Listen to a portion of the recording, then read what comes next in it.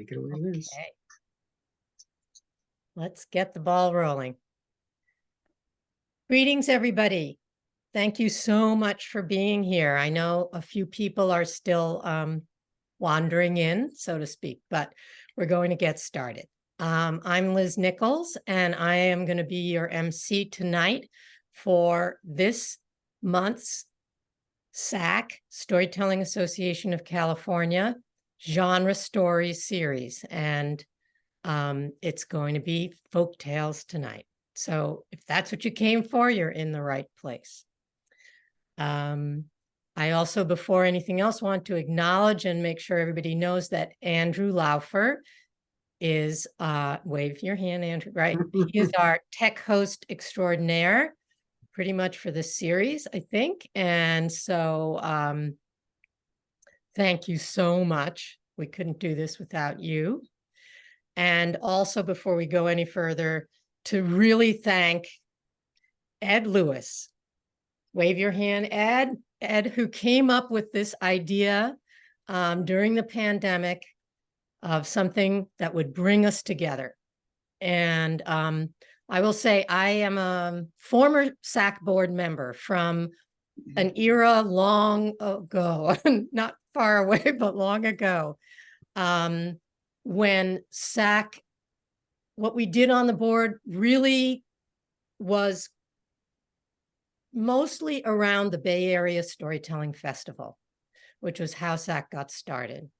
And ever since that time, I've been wishing that SAC would truly become a California-wide community and organization.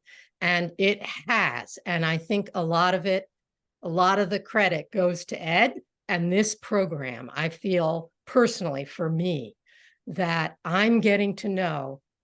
I'm also the host of one of the story swaps the co-host of one of the story swaps that represented tonight. And that's the Contra Costa Tail Spinners here in the San Francisco Bay Area. But through this program, I'm getting to connect with swap leaders, swap members, swap storytellers from all over the state. And it's just wonderful. So let's just, I know people are muted, but I'm so pleased and thankful for that. And there's lots of other things that are bringing us all together, but Ed, I really personally feel, and I just need to say that. So thank you. And it's just so wonderful that we're all, I think of this almost like a super swap, because we're got all these quite a few different swaps represented. And we come to hear the people we know, and then we get to know the people we hear. And we even have a guest teller from New Hampshire all the way across the country this time. So we're really, really spreading the way Zoom allows us to. Okay, a few housekeeping things. Everybody has been muted. Please keep yourself muted. Until the very end, we will unmute and be able to applaud for all the storytellers. Since you are muted, I mean, we've been doing this, but this is a great way to show your appreciation for our storytellers. And we do hope that you'll keep your cameras on unless you are picking your teeth or eating your dinner or something like that. That would be distracting, because we all know that how much it helps to see those faces listening. So use your discretion. And this is being recorded and will be posted on SAC's YouTube channel. So again, if there's some reason you don't want to be posted on YouTube, then turn your camera off. Silence your phones. Okay, I think that's the housekeeping. So we're here tonight to hear folktales. What makes a folktale? Well, first of all, a folktale makes a story that I love to hear. That's why I'm emceeing tonight. I like to say that when I was 10 years old, I got lost in the 398 section of the library, and I haven't found my way out since. And so I love myths, legends, fairy tales, folk tales, but I think folk tales are closest to my heart. And according to Merriam-Webster's online dictionary, a folk tale is a characteristically anonymous, timeless, and placeless tale circulated orally among a people. You know, there are so many different kinds of folk tales, and we're going to be hearing lots of kinds tonight. And there are so many regional and cultural variations, but they share common characteristics. And one is that they're passed down orally among a people, but also that they've been written down. Otherwise, most of us would not know the stories that you're going to be hearing tonight. And so we acknowledge both the oral tellers and the collectors and translators, without whom we would not be able to share this rich global heritage of stories across cultures. Because I think one of the other things about that's so important about folktales is that they carry cultural information that's specific, but also universal messages. And because of that, you know, they, to me, are such a way to bring us closer together with people who are different and who come from different backgrounds. And we can appreciate and understand all of each other much better through them. So we're going to hear some wonderful folk tales tonight. And I am going to right now put in the chat the order of our tellers, so you can see and what groups they're representing tonight. So without further ado, I'd like to introduce our first teller. And that's Eleanor Clement Glass. And Eleanor and I, this is like the closest to home because we are both neighbors. We live, both of us, in Oakland. That's one way that we're close. And another way is that Eleanor is representing tonight the Asian Art Museum Storytellers, of which I am also a member. And so I'm just so thrilled. And this is the first time that this group has been represented in the genre series. And we are all thrilled to be able to participate in this. So Eleanor delights children with folktales from around the world at the Asian Art Museum, in public schools, in community centers. She's not only tells stories at the museum, she's also a member of a group called Asian American Storytellers in Action. And she contributes stories to Asian American Storytopia. And that's a wonderful YouTube channel. And Eleanor, after your story, maybe you can put the website in the chat, okay, the YouTube channel in the chat. Because it offers both stories and cultural activities by Asian American storytellers to children from kindergarten to 5th grade as a way to combat anti-Asian hate. And this is also an effort that began during the pandemic. She also is a fabulous personal storyteller, telling stories from her Filipino and African-American family background. And I got to ask some of the storytellers whether there's another folk tradition besides folk tales and storytelling that they love. And Eleanor told me she loves folk art from different cultures, especially African-American folk art. So, Eleanor, would you tell us a story? Thank you, Liz. The story I'm going to tell you today is from the Philippines. The Philippines is an island, is a country made up of almost 7,000 islands. One of these islands has a mountain with a lush rainforest around it. And one of the villages on that mountain has a very, very mean, terrible, terrifying creature that is called Odon the giant.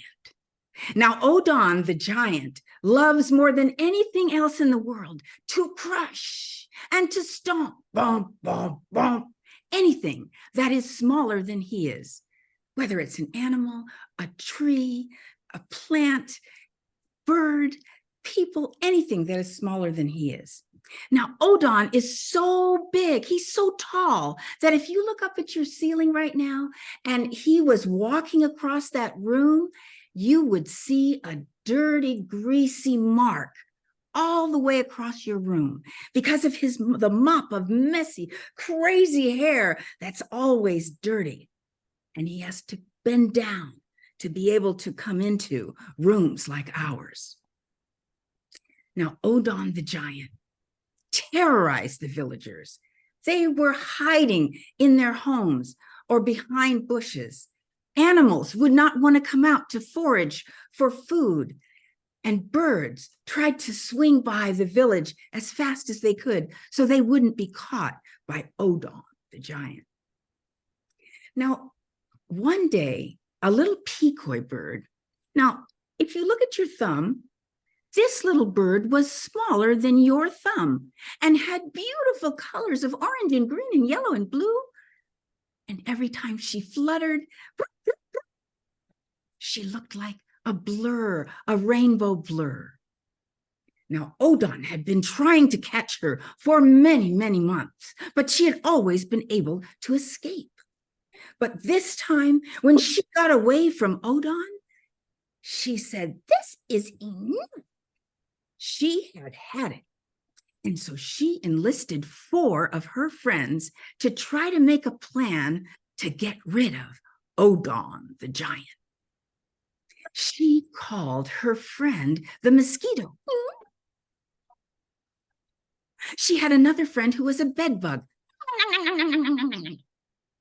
Another friend of hers was a little orange crab with little pincers. Sa, sa, sa, sa. And then there was also the slippery eel. Woo! She brought all of those friends together near the beach, and she asked them, "What can we do to get rid of Odon the giant so he doesn't terrify us and all of our village anymore?" Well, they came up with lots of ideas, and they all brought their best talents to the fore. And pretty soon, when they whispered to each other, they came up with a great plan. They all met the next day, very, very early, right by the river.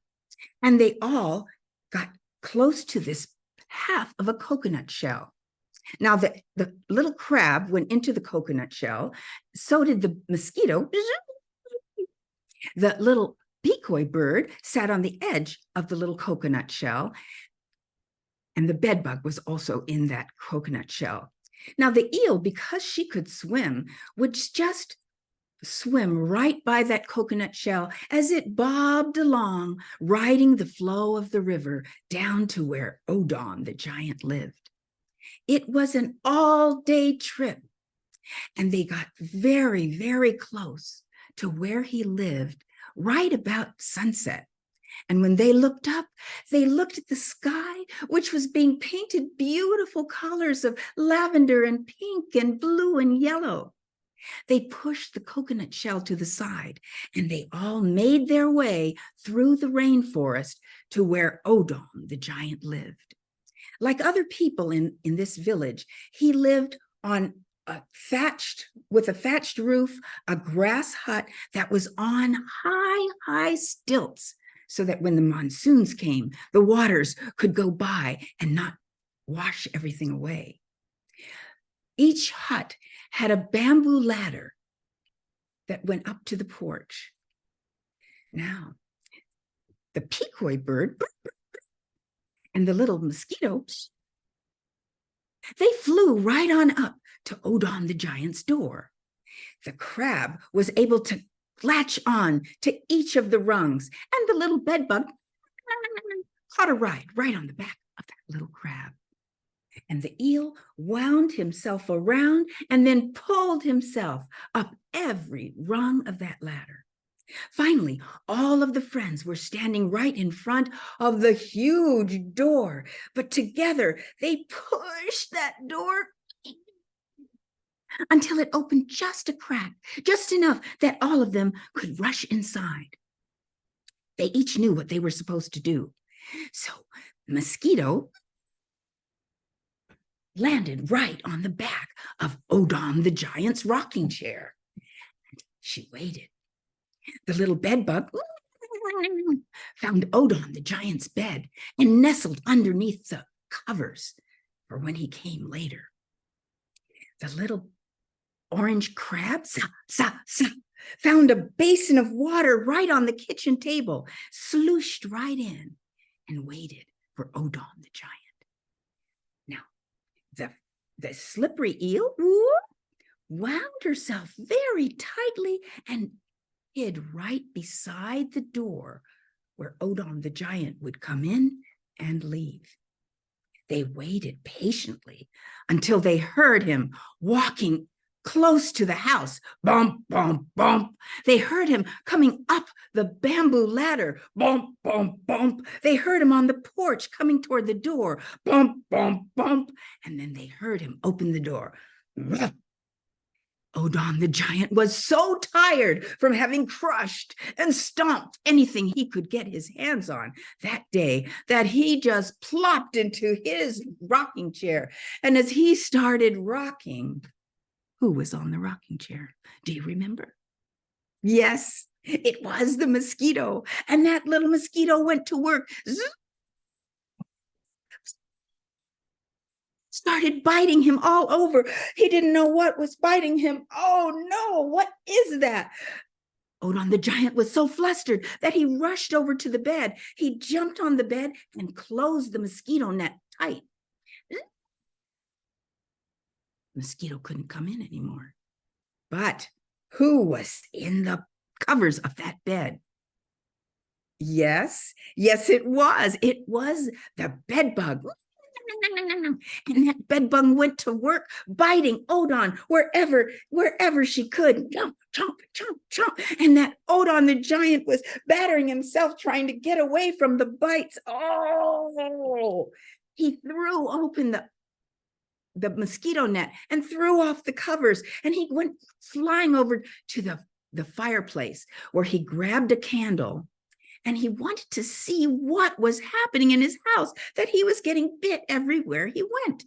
So he reached way into the fireplace to find a tiny little ember.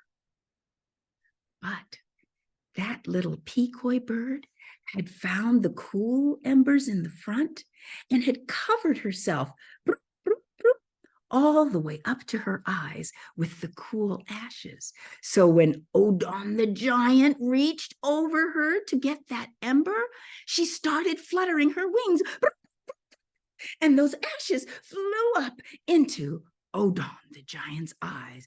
Oh, my eyes, the ashes are in my eyes.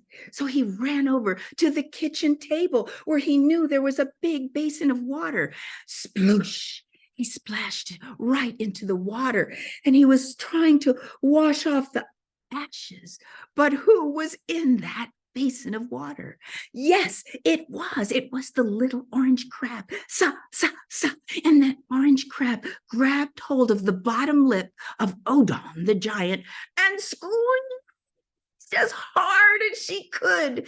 Oh, something is biting my lip. Odon the giant was so frightened, he started to run out of the door, but the little slippery eel had stretched herself all across the threshold as far as she could, and that giant ran right over her, slipped on the slippery eel. He went high up into the air and over the railing, and he landed with a huge thud on the ground, and it shuddered so hard because he was so large that way in the village they could feel those tremors. Well, Odon the giant jumped up. He was so frightened that he said, "My house, it's haunted. Let me out of here." And he started to run out deep into the forest. Bump, bump, bump, bump, bump, bump, bump, bump. Bump, bump, bump, bump, bump, bump, bump, bump. All of the friends, they gathered on top of the railing and they watched him as he ran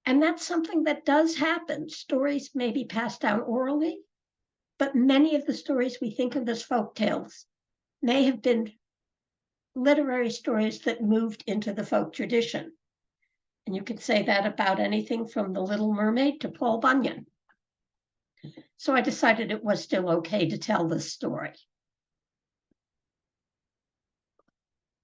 Now, did you know that the civil service system was invented in China hundreds and hundreds of years ago? Young men spent many years from the time of their childhood memorizing Confucian classics, learning to write eight-legged essays, and to produce poetry extemporaneously on a assigned theme in a very strict format. And they had to learn this so that they could pass an examination, and the outcome of that examination would determine their future. One young Chinese scholar was preparing for his exams, studying intensely in a small room, memorizing the classics, writing the essays using his best calligraphy, setting himself themes and writing poetry. And it's very hard, intense work. He's sitting at a small desk with a candle and his inkstone, where he grinds the ink so that he can write his practice essays. And he's tired. He's been working so hard. And he falls asleep. And as he sleeps, he dreams. He dreamt that he saw a young woman in a beautiful pale green silk gown, struggling and calling out, "Help me! Help me! Please." It sounded so real. He woke up. He could almost imagine. He could still hear her voice, but he looked around that small room, lit only by a candle, and he couldn't see anything. And yet he still felt the pull of that desperate plea. He listened, and he heard a quiet rustling sound in the corner. He picked up the candle and carried it over to the corner, and there he saw a large, pale green moth trapped, tangled in a spider's web, struggling desperately, trying to tear herself, trying to tear free. He put the candle back on the table, and he used his fingers carefully to break the strands of the spider web to free that spider. And then he brought the moth over to the table and set it down gently, watching as she It tried her wings, tried to see if she was free to move again. And then relaxed for a moment, sitting there on the table. And then that moth hopped onto the edge of the inkstone where his pool of ink was still not dried out, it was still there. And she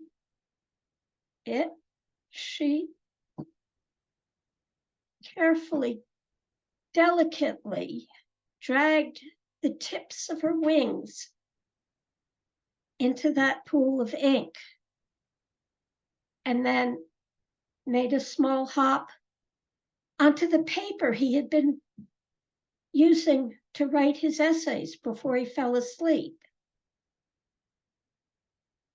And he watched as she seemed to wander erratically over that paper. And then she lifted her wings, paused for another moment, and then flew out the window. And he looked at that paper and saw those movements that had seemed so haphazard weren't haphazard at all. For there on the paper, written clearly, gracefully, in ink, were the strokes of the character Sept, which means thank you. The end. Oh, thank you, Vicky.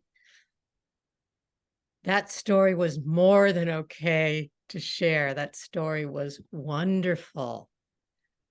Thank you. I love the kind of how you took your time to let that story, that delicate story, just your pacing fit the story so well. I thank you. It was just beautiful.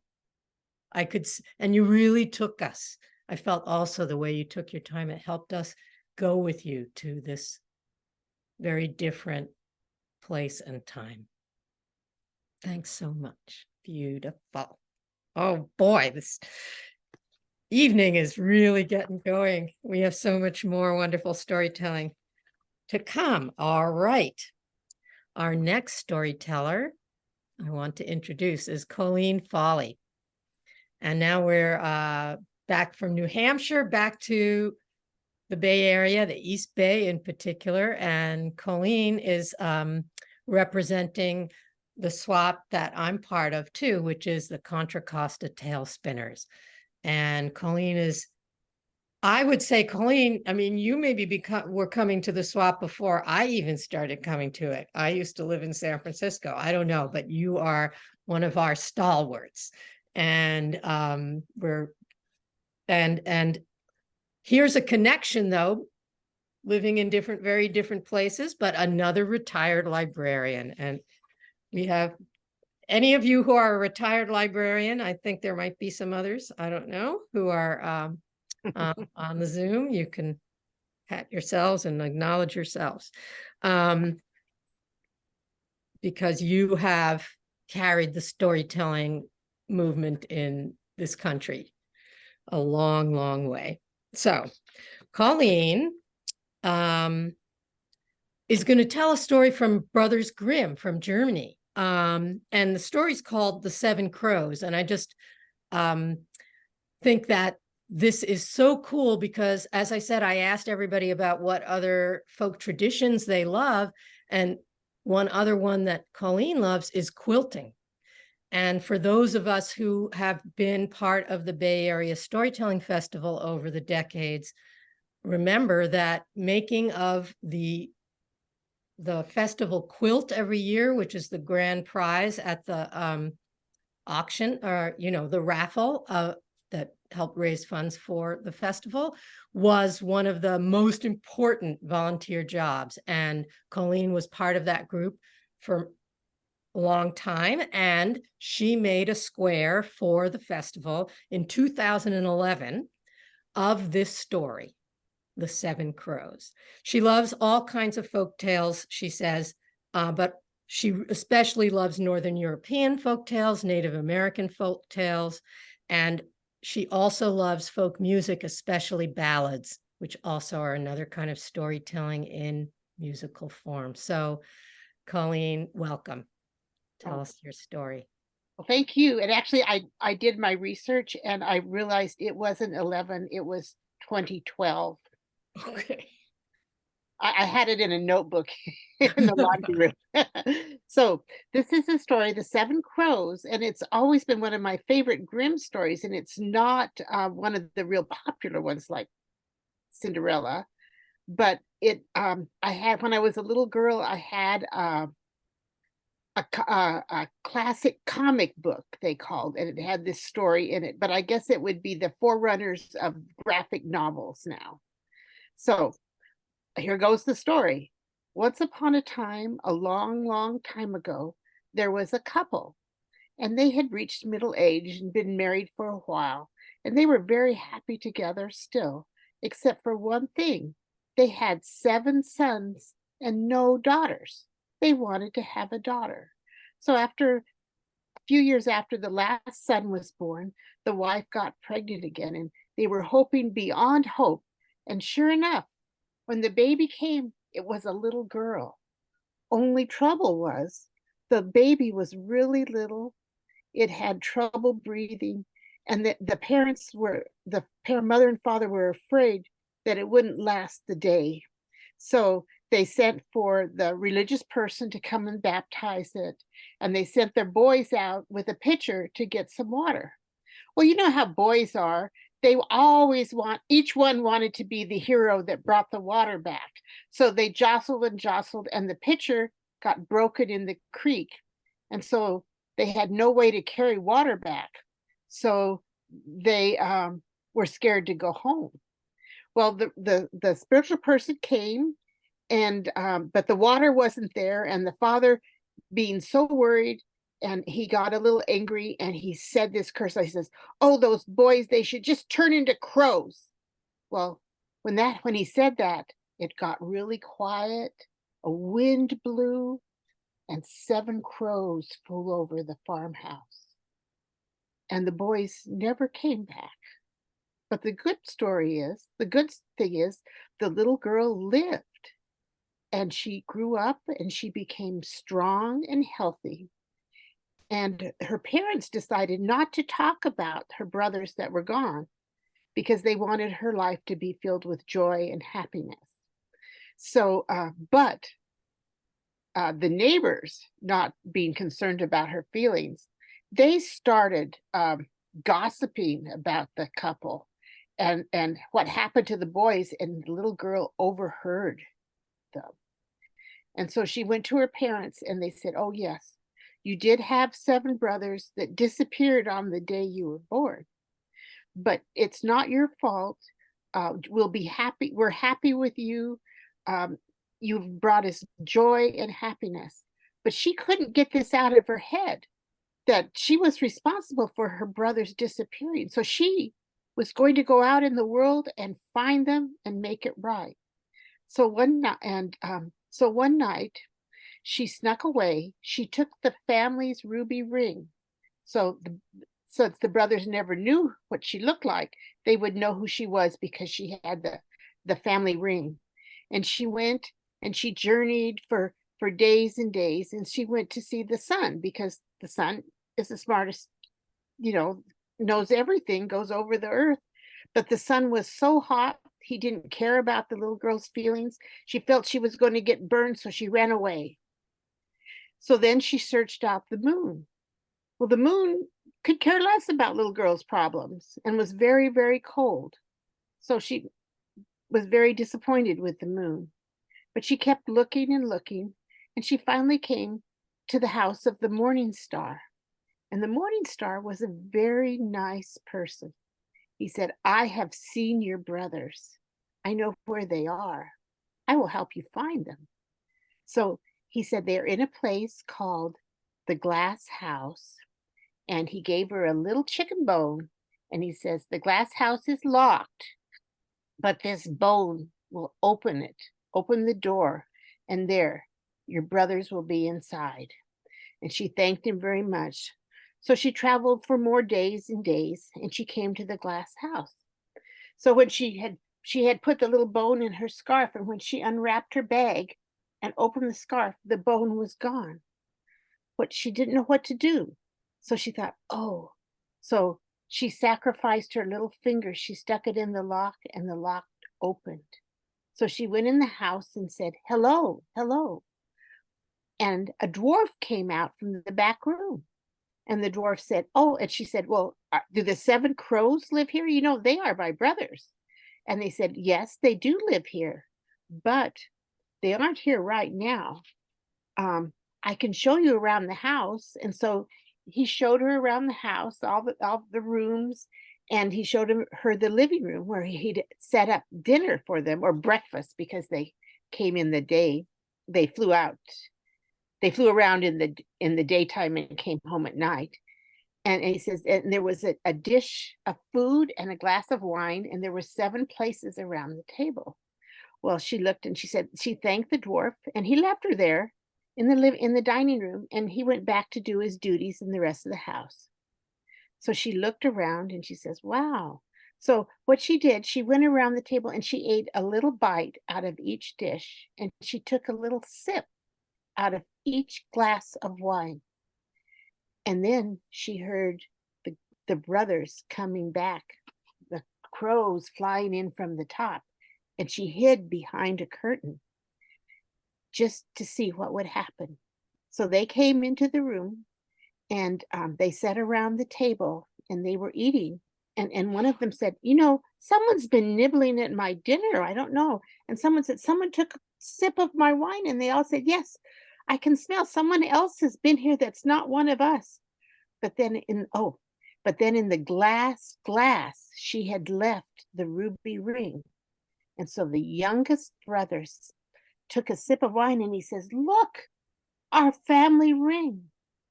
It must be our sister has come to save us. So she jumped out from behind the curtain. They all hugged each other. They recognized her, and the curse was lifted. They were crows no longer, and they all went home and they lived happily ever after. And this is the thing I made, but actually I found the picture. I don't know if it can show up very good. Can you see that? It's foggy. kind of blurry. Maybe if I unblock my background, yeah. make it Okay, now we can see it. Oh, look at okay. that. So this was my quilt square. So here's a crow's hand, there's the ruby ring, a glass of wine, and there's the little sister looking out from the curtain. Isn't that beautiful? Thank you so much, Colleen. Thank you for sharing the square and for the story. And the stories that we fell in love with and were so fascinated when we were a child, those are, when we tell those, it's so special. And I think I can speak for everyone that we felt that all through your entire story, especially as you talked about the little girl. And, I just love that. Thank you so much. Okay, thank you. Beautiful. So the little girl can save everybody. Right. It's a good story for that too. I'm thinking I need to tell that story to some school kids. Yes. Girl heroes. Thanks. All right. Oh, let's just take a breath, breathe in all those beautiful story moments. and get ready for some more wonderful stories. All right, I'd like to introduce our next storyteller, John St. Clair. All right. John is representing the Inland Valley Storytellers. Now, he's been a member of that group in Southern California since 2003, and he's actually been the head of the group since 2007. And as you can also see, he loves the mountains. He just got back from an incredible 8-day stay in the Sierras. So he's an adventurer. He was a public school teacher. He taught from kindergartners all the way through 8th graders for 35 years. And he's been retired for 13 years. I think when we look at you, John, we just can't believe that. You obviously what you're doing is really keeping you young.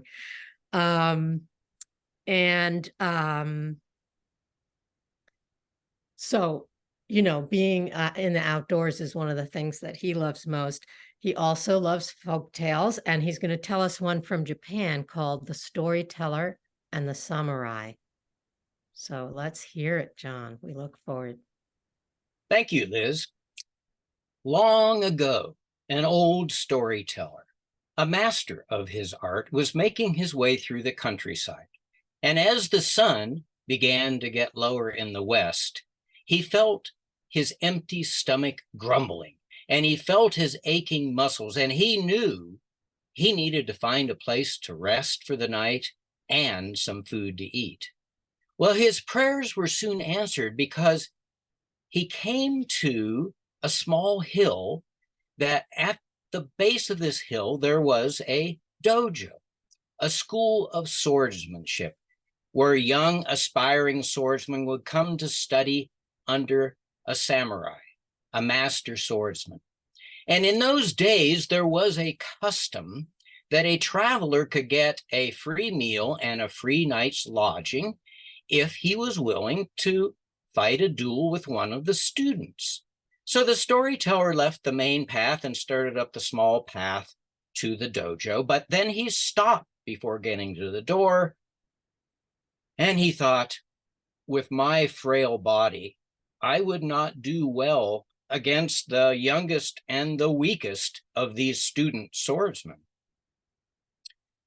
But then his frown turned to a smile, because he came up with an idea, and he marched up to that door and he knocked confidently on the door.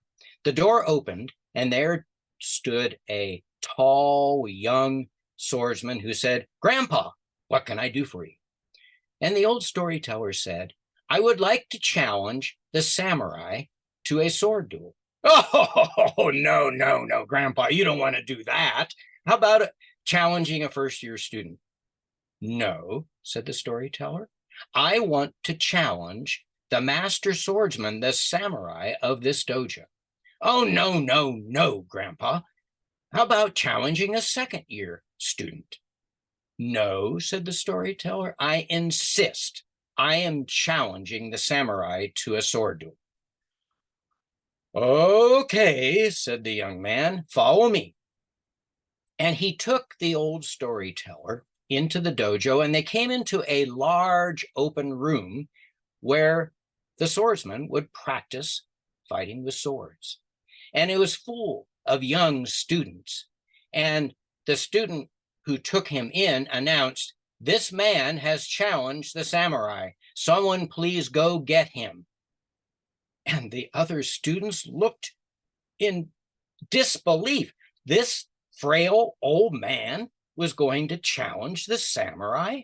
For you see, a duel with a student is done with wooden swords, but a duel with the samurai was done with swords of steel, and the loser was often injured and sometimes killed. Well, it didn't take long for the samurai to get to the practice room, and he walked in carrying his sword, and he told one of the students to give the sword to the old storyteller, who took the sword and promptly put it on the floor, and then stared at the samurai, saying nothing. There was a moment of awkward silence, and then the samurai spoke. I accept your challenge. Pick up your sword and let's begin the duel. But instead of picking up the sword, the old storyteller started to tell a story. Long, long ago, there was a small village at the base of a majestic mountain and next to a beautiful stream. At the edge of this village, there lived an old man who would wake up early every morning, and just as the sun was rising, he would walk down to the stream and he would listen to the fish tell him about the places they had been, the things and the people they had seen, and the stories they had heard. Then the old man would go into the village and have tea with his friends and share the stories he had heard that day. Well, as the storyteller was telling this story, the samurai lowered his sword and he announced, "You have defeated me. I surrender." "What?" said his students. "Surrender? He didn't strike a single blow. He didn't even pick up the sword. How could he have been victorious?" And the samurai looked at his students and he smiled. "How many times have I told you the importance of staying in the present, staying in the here and now? This old man has taken me to a place far away and a time long ago. He could have slain me at will."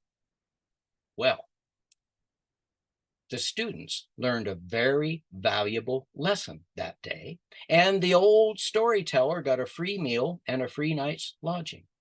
Such is the power of a well-told story. The Storyteller and the Samurai. Thank you. Oh, thank you, John.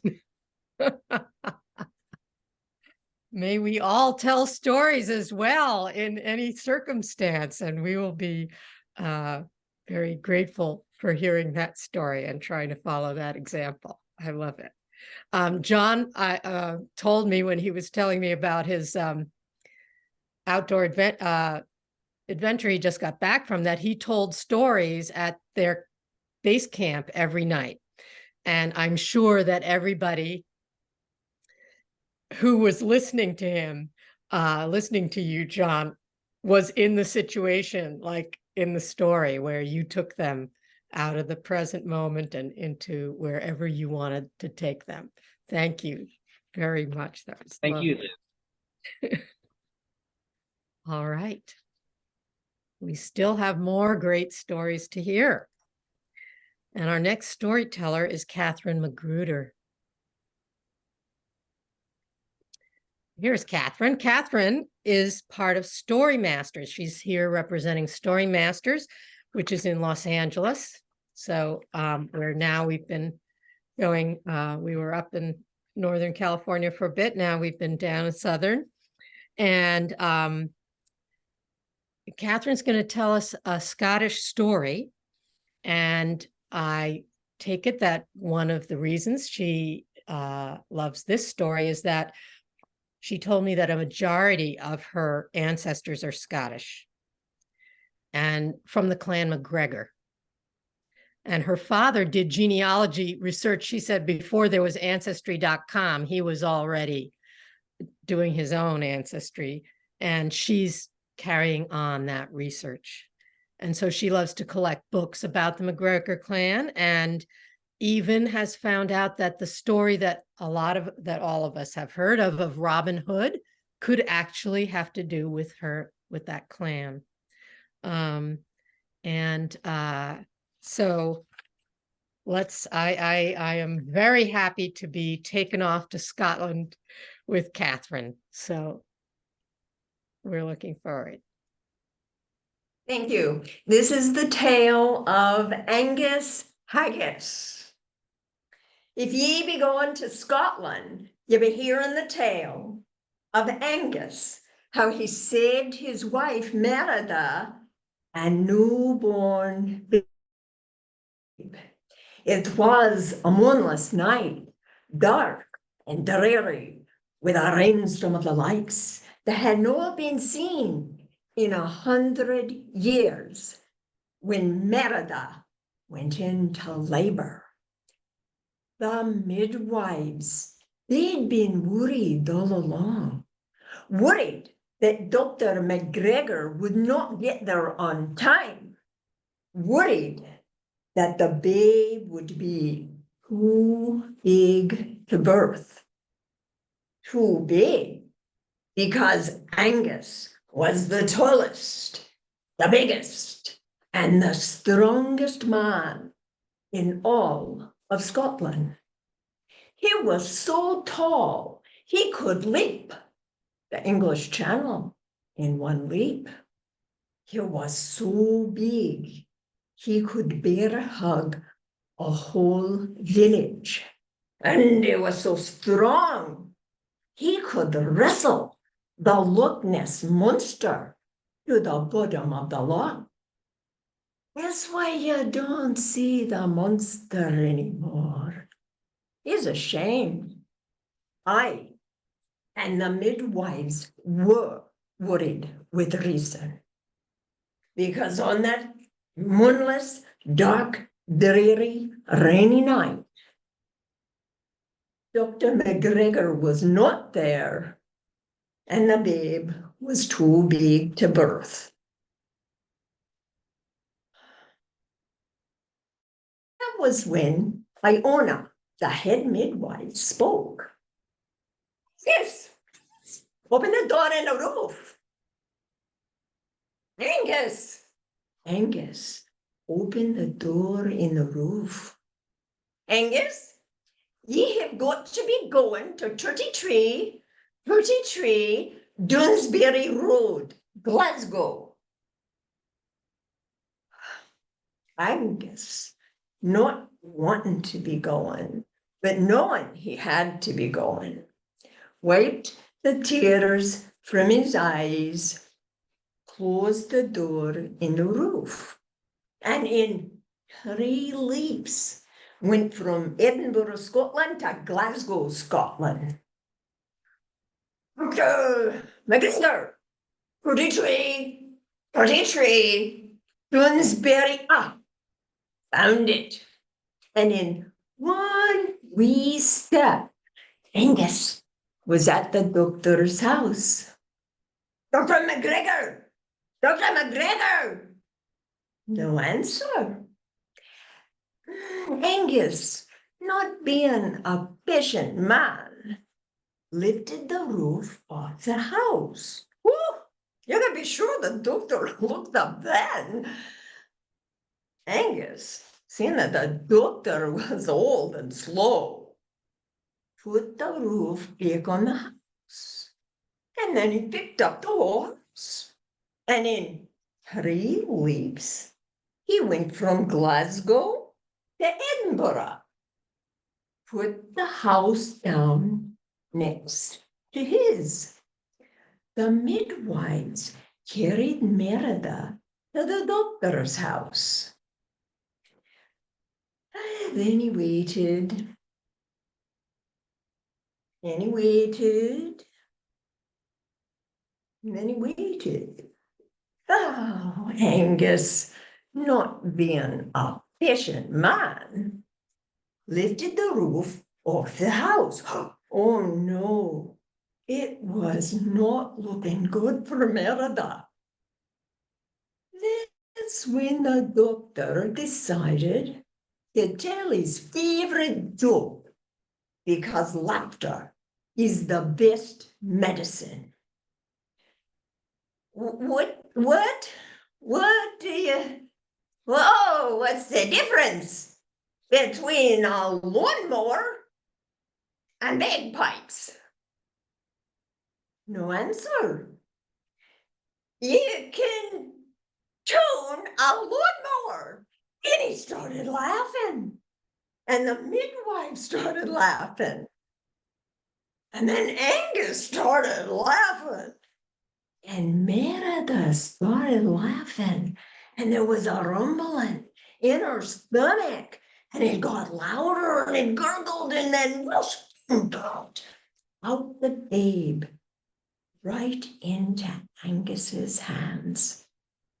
And that's how Angus saved his wife Merida and newborn babe. Oh, and Dr. McGregor too. Madam MC.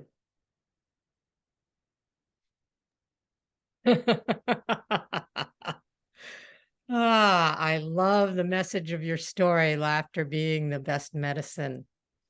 I'm a laughter yoga leader as well as a storyteller, so I totally into that. Yeah. And I love hearing stories where laughter saves the day. Thank you. And I also just had a granddaughter. And so I was right with everybody. I didn't make it to in time to witness the big event, but I got there very soon after. So I could really, my heart was with everyone in the story. Thank you. Lovely. All right. Well, we've got 2 more wonderful storytellers left.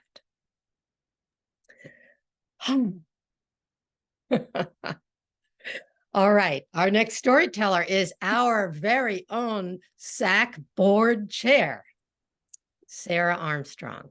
And Sarah is not only a SAC board chair, she's on the board of Assist, which some of you know, Artists Standing Strong Together, another incredible but nationwide organization, nonprofit, and is an educator, organizer, doer, and a teller. And she loves traditional stories from all different cultures. And she loves to sample as many different ones as she can. And I'm with you there. When I asked her about what other folk tradition she loves, she explores traditional, let's see if I can say it properly, but traditional classical and contemporary ukulele. And she does it with a wonderful circle of ukulele players who just get together. And that's what folk traditions are about.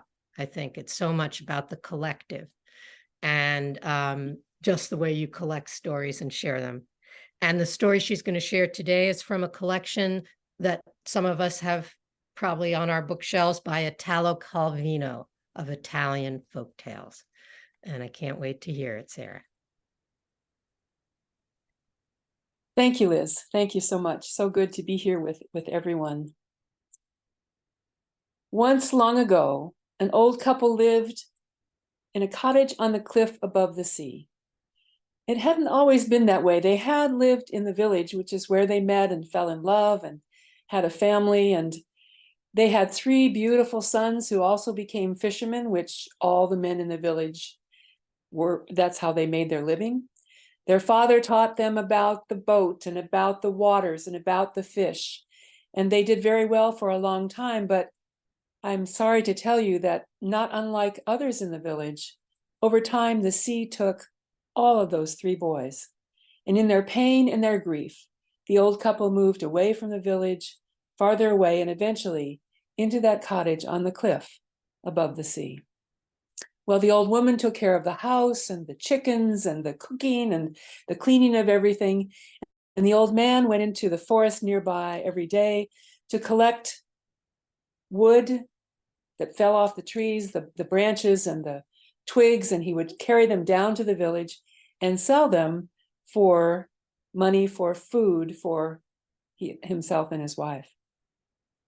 Well, one day he went out into the forest and was ending the day collecting all of his wood, and he came around the large rock that was right near where the entrance to the forest was. And in front of him on the path was a stranger, a tall man in a long white robe with a long white beard.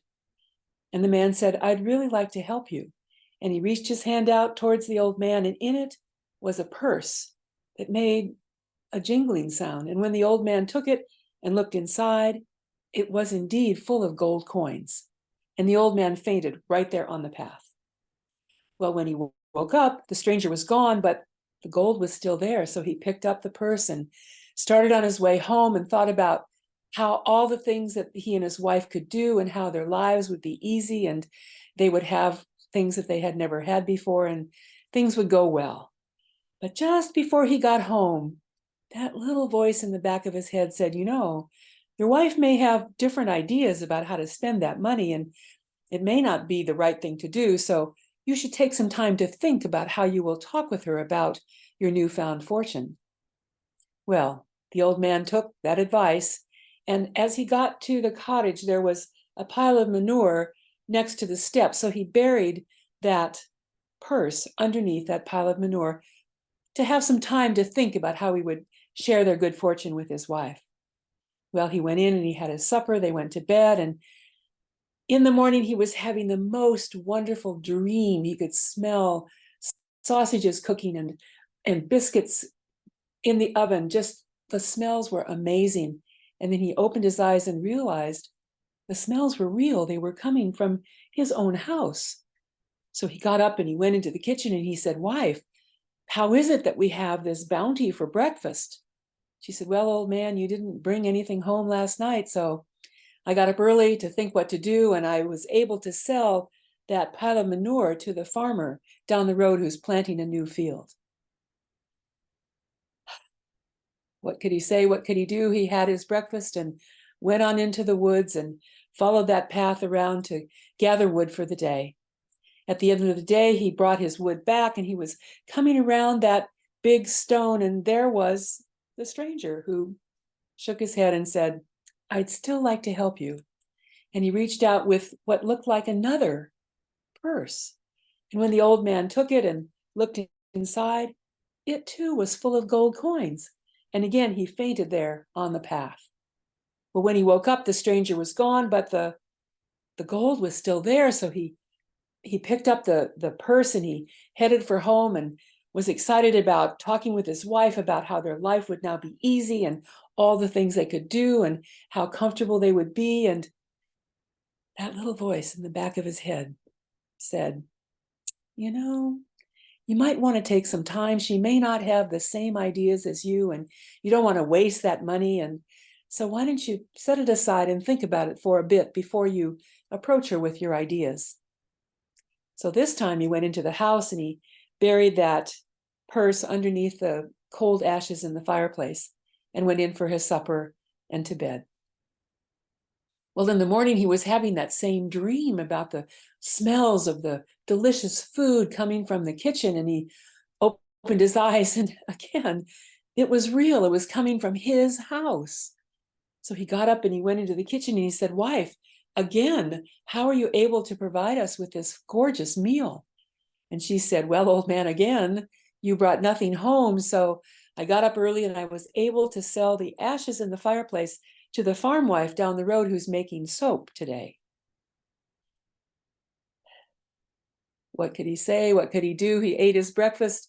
He went on into the forest, dejected, heading down the path to collect his twigs and his branches. And at the end of the day, he came around that rock, and believe it or not, there was that stranger who shook his head and said, I still want to help you.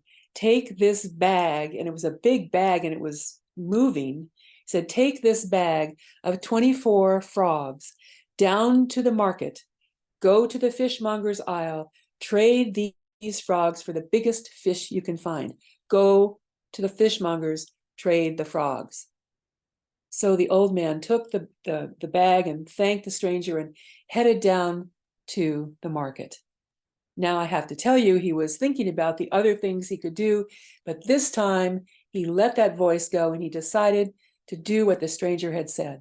So he found the aisle of the fishmongers.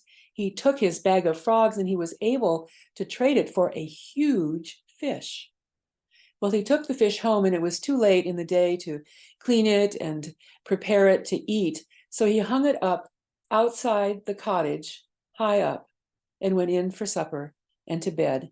And they noticed as they went to bed, a storm was coming over the cottage. Well, in the middle of the night, they woke up to the sound of young men singing, talking. And they went out to their porch and they opened the door, and there were several young men who were dancing and singing, so happy. And they said, what's going on? And one of the young men said, we're here to thank you for saving our lives. And the old couple said, "What are you talking about?" He said, "We were out in our boat, far out, and that storm came up so suddenly, and it was so fierce. We couldn't see anything. We couldn't tell where we were going. We couldn't tell where the shore was. We knew about the rocks in the harbor. We thought it was the end. And then we saw your light, your beacon, and it guided us home. You saved our lives." And the old couple said, "Beacon? What are you talking about?" "The beacon, the light." And they looked up, and that fish was glowing so brightly that the light could be seen way out at sea. And these young men had been able to follow it to guide them home safely. And so from that day on, the old couple didn't want for anything, for food, for companionship, for love, and their lives were indeed as happy as they could be. The Shining Fish, Italo Calvino. Oh. Ah, thank you so much, Sarah. What a beautiful story, so beautifully told. And the kind of story that really shows us those things that are so great about folk tales, those elements that come again and again, the 3 times, the stranger that you meet in the woods, the comic element, the way, even though it's in this magical world far away, but the thing between the husband and the wife, and how any of us who have been in any kind of long-term relationship can really relate to it, that idea that it has its cultural, specifics, and yet it has this universal message for us, told with such in so entertainingly the way you did. Thank you. Thank you. Okay. All good things must come to an end. We're coming to our last storyteller for the evening. What an amazing evening.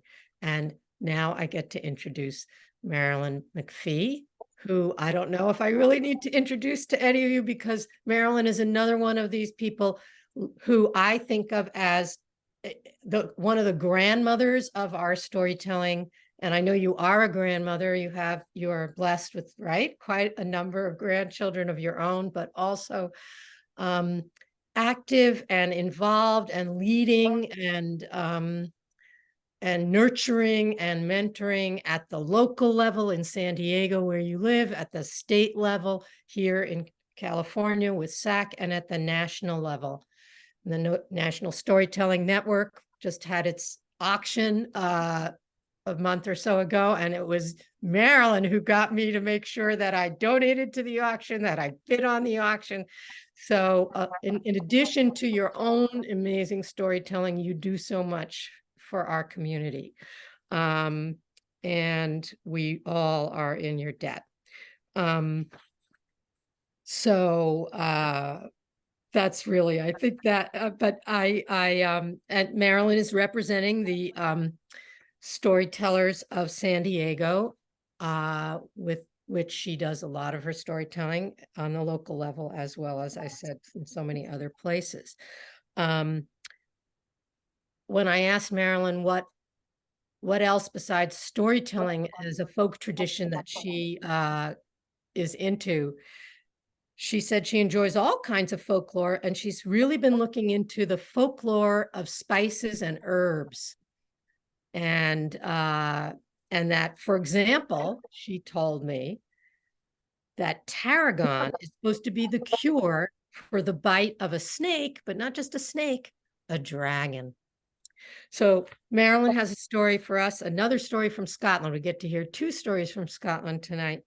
And hers is called The Lass Who Went Out at the Cry of Dawn. We can't wait to hear it. Thanks for your kind words, Liz, and thanks for letting me be part of this. And oh, Catherine, if we'd only gotten together, I could have worn my McPhee tartan scarf too. That would have been fun.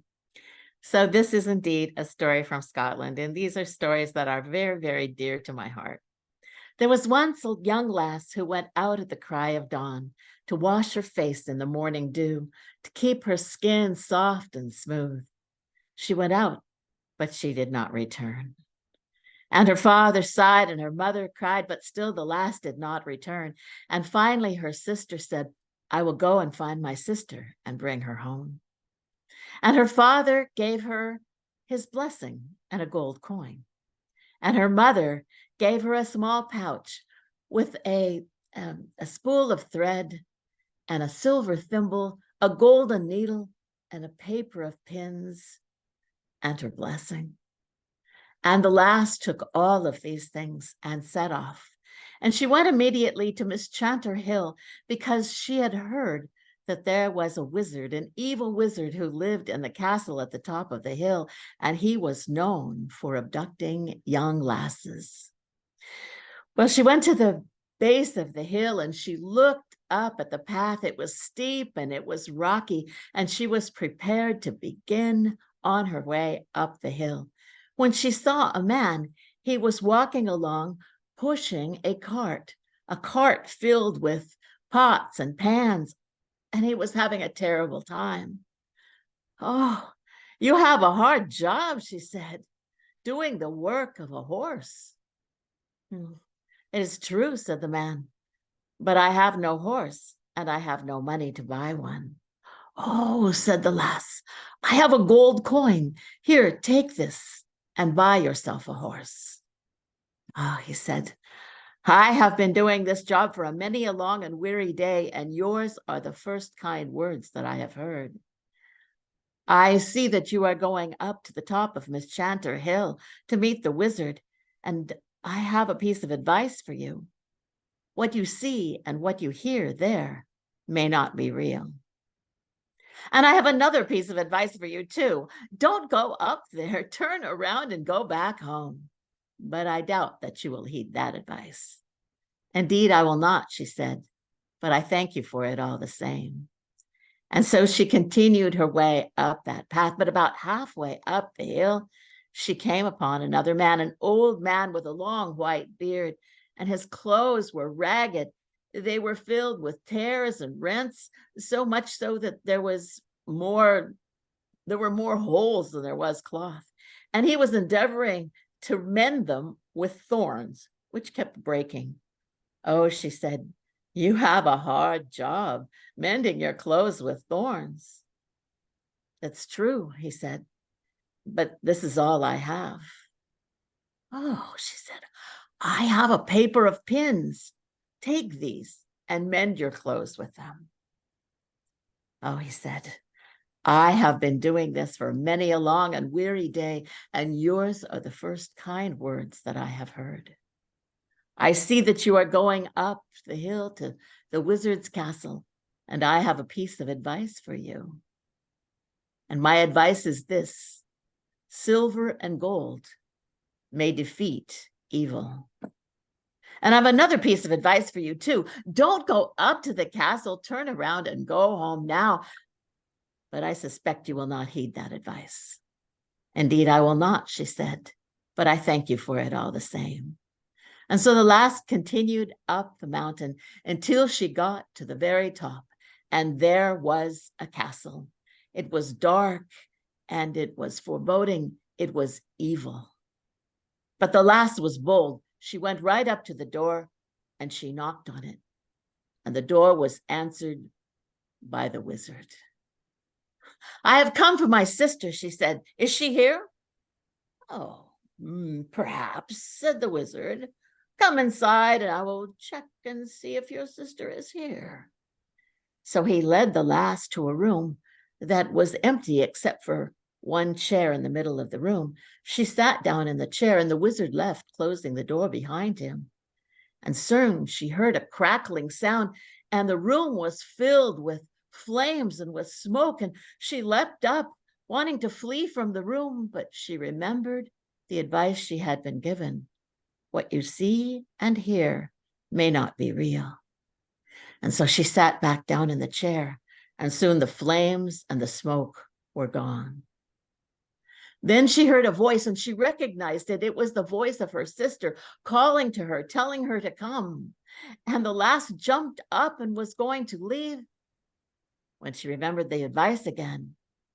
And so she sat back down in the chair, and the voice disappeared.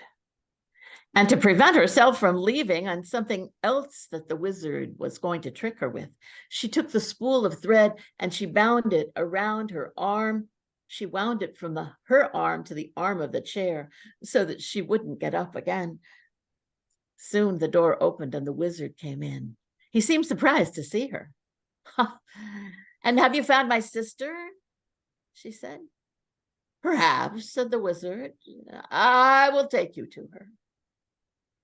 And the lass, taking out her wee sharp knife, cut the threads so she could stand up and follow the wizard out of the room.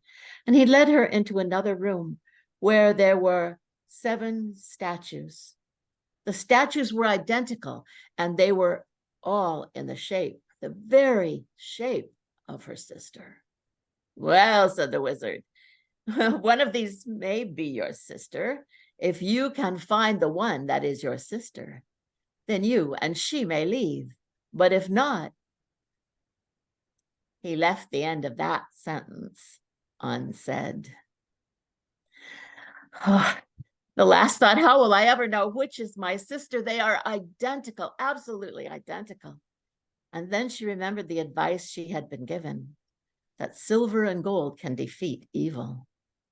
So she took from her pouch the silver thimble and she slipped it on the finger of the first statue, and it turned dark and tarnished.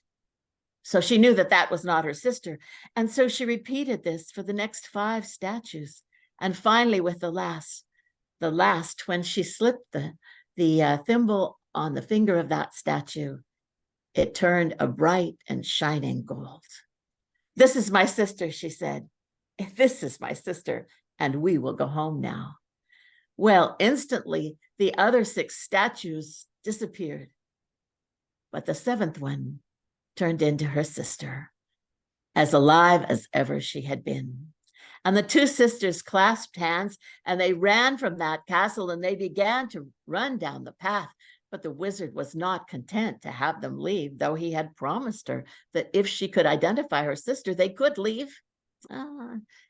He was not a wizard who kept his word. And so he sent a wolf after them, a huge, menacing wolf. And the wolf ran, the girls ran, but it was clear that the wolf was getting closer and closer. And when it came very close, the young lass reached into her pouch and she pulled out the gold needle.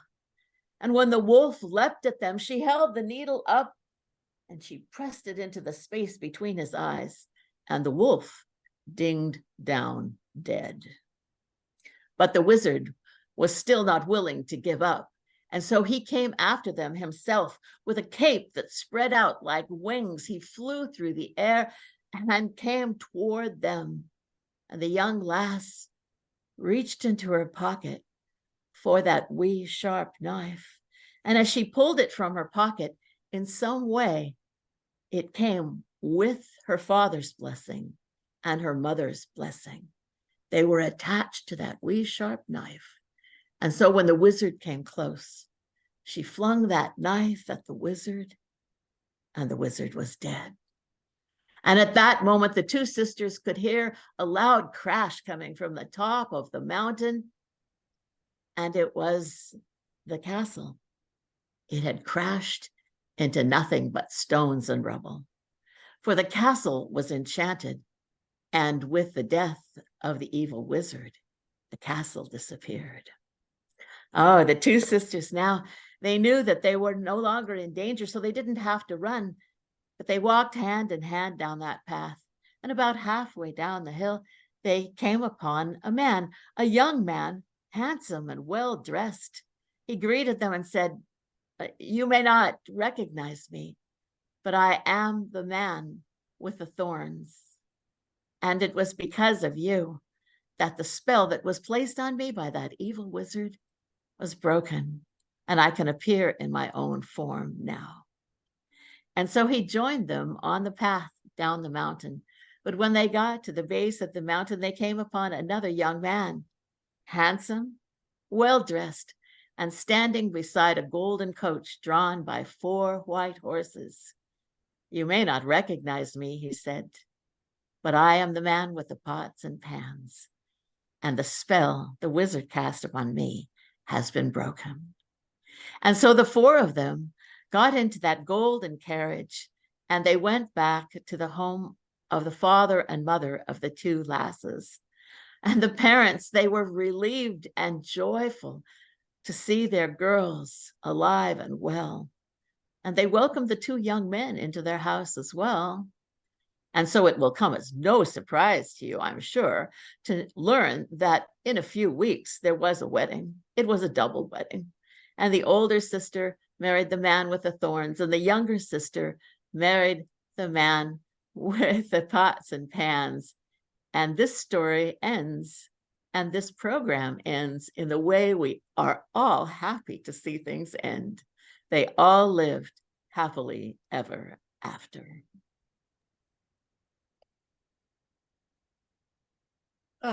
Let's all unmute and just let's all say that. And they all live Happily Ever ever after. after. and so shall we, carrying these stories in our hearts. Thank you. Andrew is going to, spotlight all our wonderful storytellers so that we can, let's wait till they're all on a spotlight. I think I can hear Andrew working hard. Somebody. I don't see John yet myself. Oh, Let me see. John, I don't know okay. if that's because of my view or. No, it's just I didn't find him because Oh, here he is. there he is. Who else? Is that Who it? else? Colleen. Pauline. Where'd she go? Oh, there she is. Vicky. There we go. You got Vicky. That's it, I think. That's everybody. Yeah. Okay, a huge cheer. Nice job. Beautiful. Woo, well done, well done. Bravo. Nice evening. Yes. Yeah. Had a lovely time. That was fun. Thank you, everybody, for coming. Thank you, Andrew, for being our tech host. Yes. Thank you to Pleasure. Zach for all of this, and especially to Ed for getting it started. And Ed, can you tell us when the next one and what the theme for the next one is? And are you still looking for, storytellers for it? So next month is Spooky Scary Stories, and we have all the storytellers lined up. All right. Story Swap Group sent me the information ahead of time, which is great. We still have some openings for December and Sacred Stories and Tall Tales in January. And then hopefully groups are pairing up for Telebration. We have 4 groups pairing. San Diego are pairing with Delta Word Weavers, and Sacramento Storytellers Guild is pairing with the South Coast Storytellers. So we have those right now, and I've sent a message to all the Story Swap groups to try and find somebody and make a connection. It can be more than 2. Last year we had 2 groups from the south and 1 group from the north that paired, so it can be multiple groups together. Can you hear me well enough with this computer? Okay. All right. And the last thing I wanted to advertise was this Sunday we have the 6th Davis Storytelling Extravaganza with 2 featured tellers, Tim Arnetta and Gloria Jones, who many of you have heard here before, but some of you have not heard her. She's an actress, a fantastic storyteller from Sacramento. And then we have 6 regional tellers from the Sacramento area and the Bay Area. 2 of them are on tonight. Rupa and Linda Yamoda will be storytellers, and then we have a spoken word artist, comedian from Sacramento who's just fantastic, And we have the past poet laureate of Davis who will share a story and a poem. So a little bit of a variety. Sounds fantastic, Ed. That's Sunday at the Davis Oddfellows Lodge. Shags is going to send out another flyer reminder to everybody. It's from 1 to 2 is the workshop with Tim. It's more for a basic beginners workshop. And then from 2:15 to 5:30 are all the different storytellers. And thank you, Ed. Shall we end the recording?